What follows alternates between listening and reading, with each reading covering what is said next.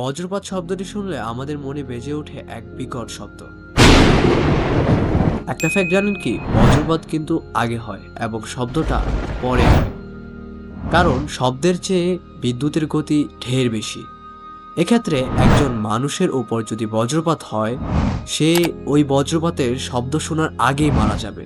তবে এমন কেউ কেউ ছিলেন যাদের উপর বজ্রপাত হয়েছিল এবং তারা ওই বজ্রপাতের আওয়াজও পেয়েছিল, অর্থাৎ তারা বেঁচে গিয়েছিল। এর মধ্যে সবচেয়ে আলোচিত নাম হচ্ছে রয় সুলিভান। এই রয় সুলিভানের উপর একবার নয়, দুইবার নয়, তিনবার নয়, মোটমাট 7 বার বজ্রপাত হয় এবং তিনি বেঁচে ছিলেন। 1912 সালের আমেরিকার ভার্জিনিয়া জন্ম নেওয়া সুলিভান ছিলেন পার্ক রেঞ্জার। ভার্জিনিয়ার শ্যানানডুহ জাতীয় উদ্যানে কাজ করেছেন দীর্ঘদিন। শুরুটা 1942-এর এপ্রিলে। বজ্রপাত চলাকালে জঙ্গলের মধ্যে উঁচু টাওয়ারে ছিলেন সুলিভান। সেখানে তার উপর বাজ পড়ে, পুড়ে যায় বুড়ো আঙুল সহ বাম পায়ের কিছু অংশ। এর অনেক বছর পর 1969 সালে পাহাড়ি পথে ট্রাকে করে যাচ্ছিলেন সুলিভান। হঠাৎ গাছে বজ্র পড়ে এবং সেই বজ্র জানালা দিয়ে এসে তার শরীরে লাগে। চোখের ব্রু এবং পাপড়ি পড়ে গেলেও সেবারও তিনি বেঁচে যান।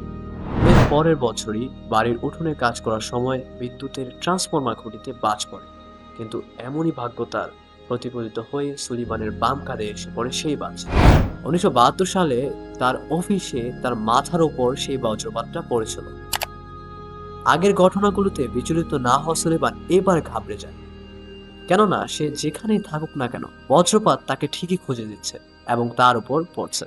এরপর থেকে মেঘ দেখলেই সচেতন হয়ে যেতেন সুলিভান। তারপরও 1973 এবং 1976 সালে এই 2 বছর আরো 2 বজ্রপাতের শিকার হন তিনি। 1977 সালে চাকরি থেকে অবসরে যান তিনি। বাড়ির আশেপাশে 4টি বজ্র নিরোধক দণ্ড লাগিয়ে বাড়ি থেকে বের হওয়া কমিয়ে দেন তিনি। তারপরও একদিন মাছ ধরতে বের হলে সেখানে পুনরায় আবার বজ্রপাতের শিকার হন তিনি। এত ঘটনা ঘটার পর তার বন্ধুবান্ধব এবং আত্মীয় স্বজনরা তার থেকে দূরে যেতে শুরু করে। বিশেষ করে যখন আকাশে মেঘ চলে আসে তখন সবাই তার থেকে পালাতে শুরু করে। এতে সুলেমান ধীরে ধীরে ভেঙে পড়ে এবং 1983 সালে ঠিক 71 বছর বয়সে নিজের মাথায় নিজে গুলি করে আত্মহত্যা করেছে। এই পুরো ঘটনাতে যদি কোনো কিছু অবাক লেগে থাকে, সেক্ষেত্রে আমার এই বিষয়ে অবাক লেগেছে যে একটা মানুষের উপর 7 বার বজ্রপাত পড়ে কিন্তু সে বেঁচে যায় এবং সে মারা যায় আত্মহত্যা করে। ব্যাপারটা খুবই অদ্ভুত, খুবই অদ্ভুত। এবং সুলেমান সবচেয়ে বেশি বজ্রপাতের শিকার হওয়া মানুষ হিসেবে গিনেস বুক অফ ওয়ার্ল্ড রেকর্ডে নিজের নাম লিখিয়েছেন।